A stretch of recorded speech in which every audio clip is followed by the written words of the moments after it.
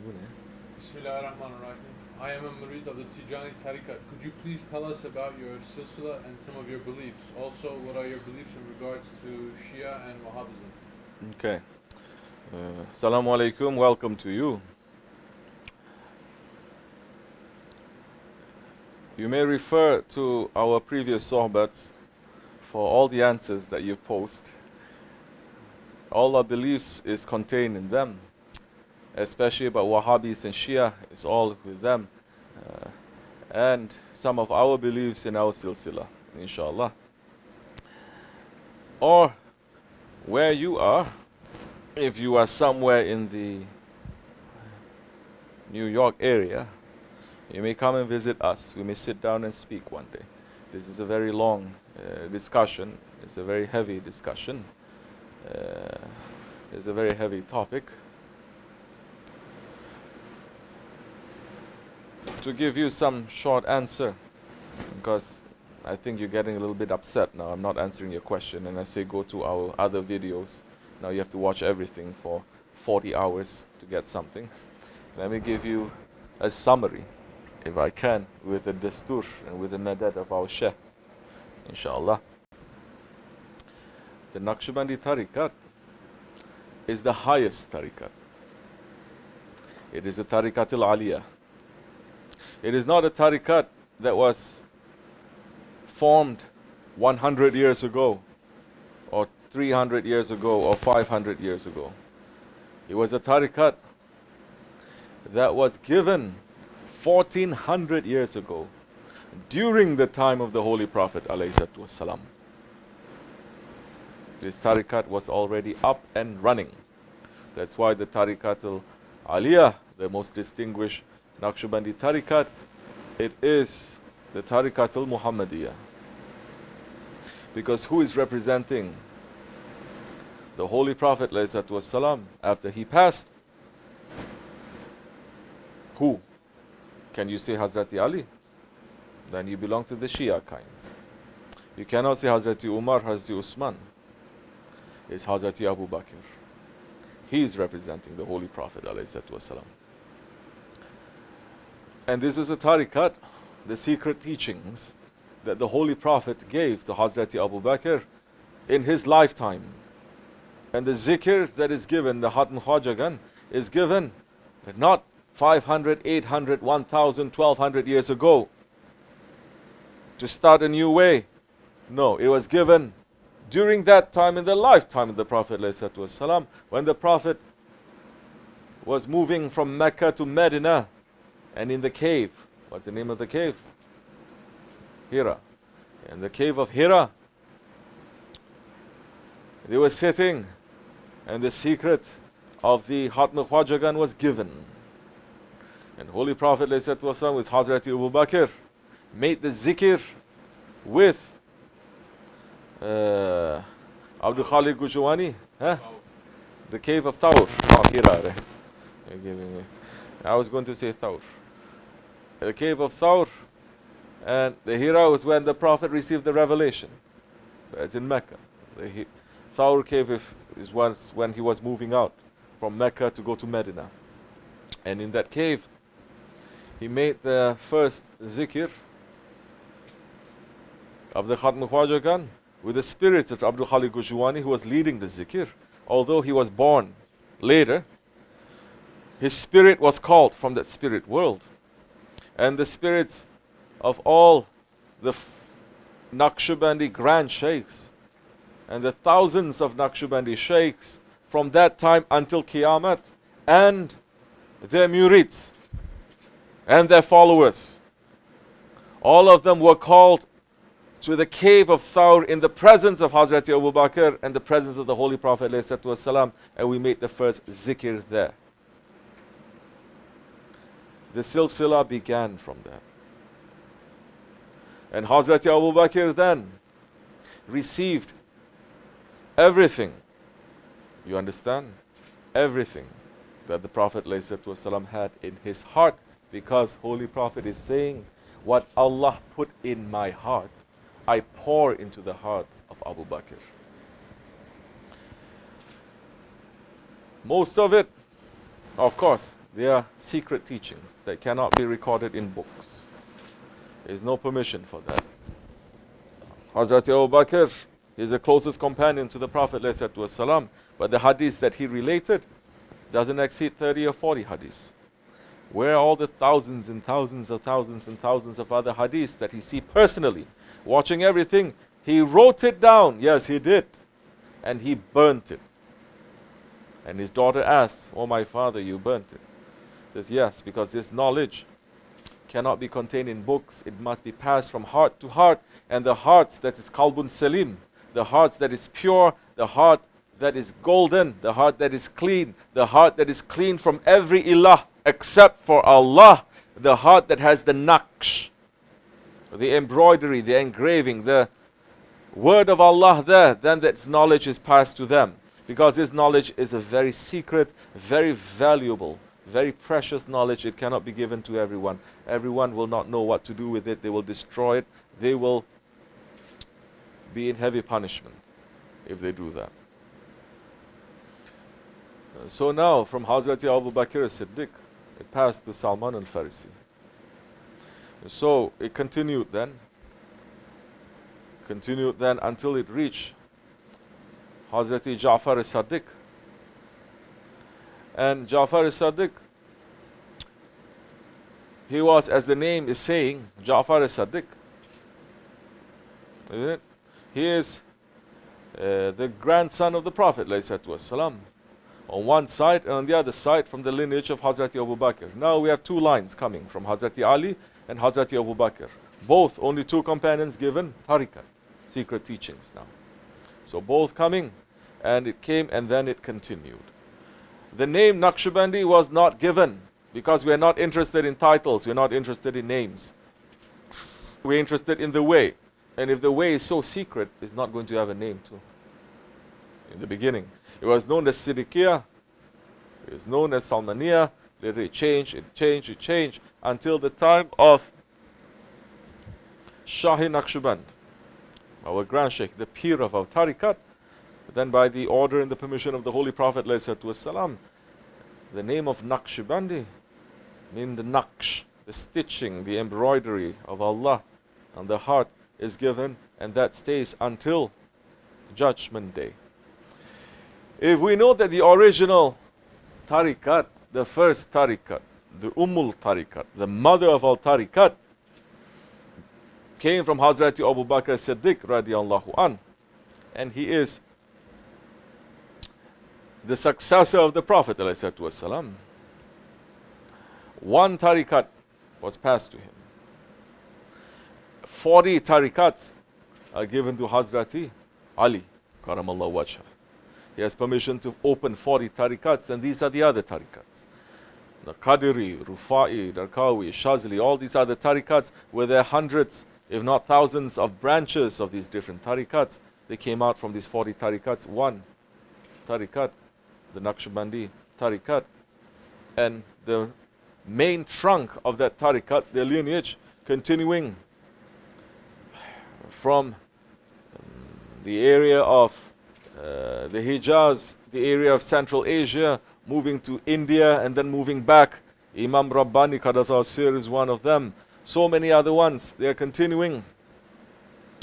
And the main way is the Naqshbandi Haqqani Tariqat. And the Grand Shaykh of the Naqshbandi Haqqani Tariqat is the Sultan al-Awliya, Shaykh Maulana Muhammad Nazim Adil al-Haqqani.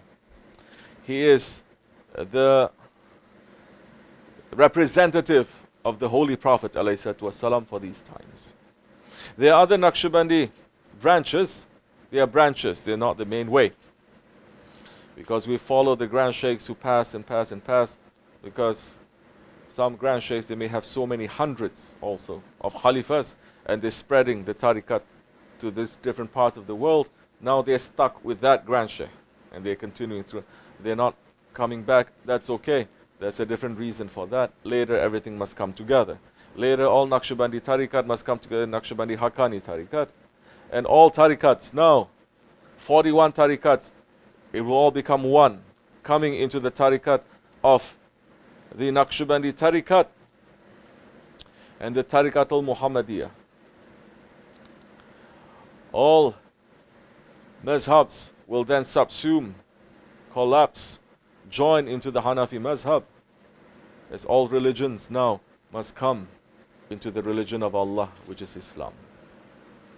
So, there is a tariqat that is alive, that is going, that has the secret of the end days, and what is going to happen, and what is our role in that. The tariqat that is concentrating on this, concentrating on preparation for the coming of Mahdi alayhi salam, and the coming of the Khilafat, and the coming of Isa alayhi salam, which, by the way, Mahdi alayhi salam and Isa alayhi salam will be members of the Naqshbandi tariqat. And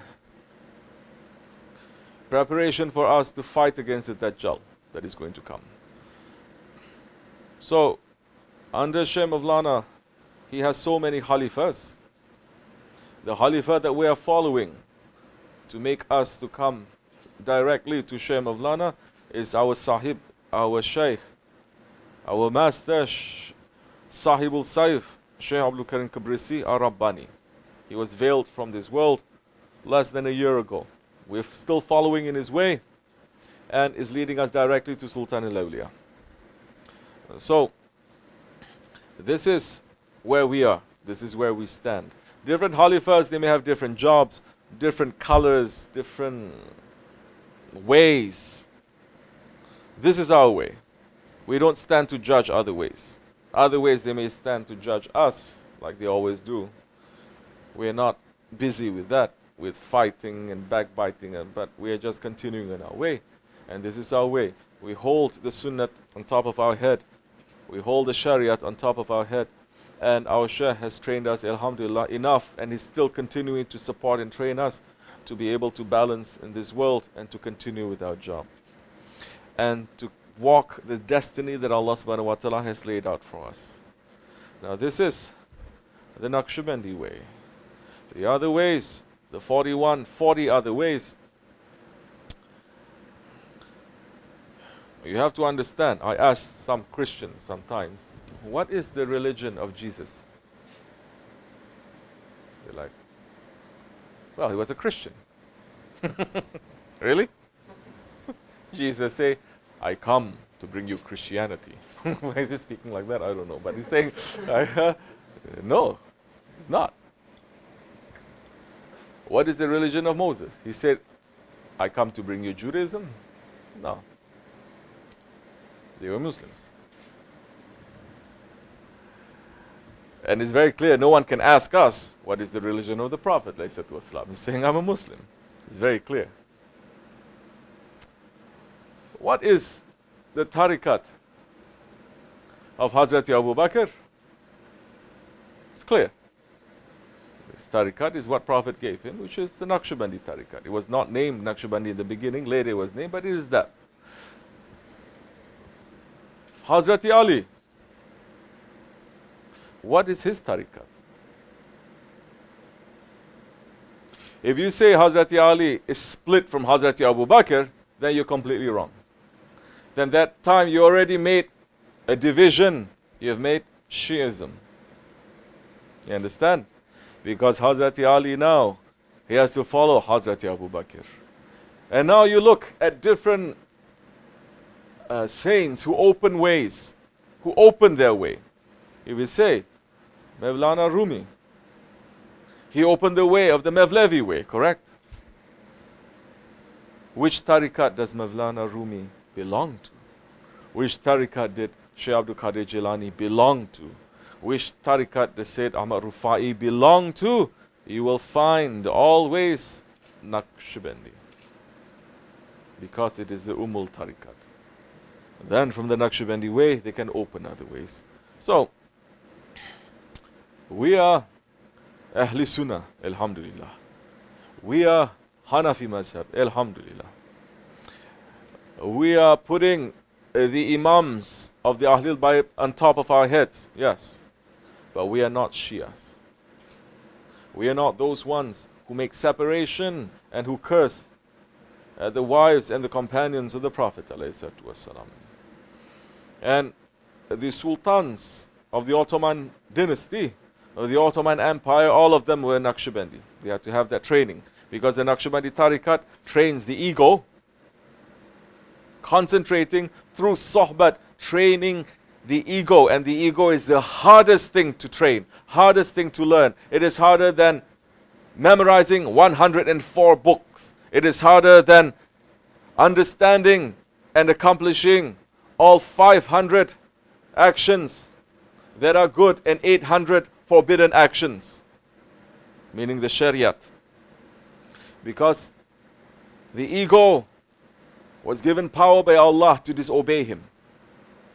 And if the spirit, our spirit, if we are able to control the ego, then that ego is like a burak that brings us close to Allah very quickly.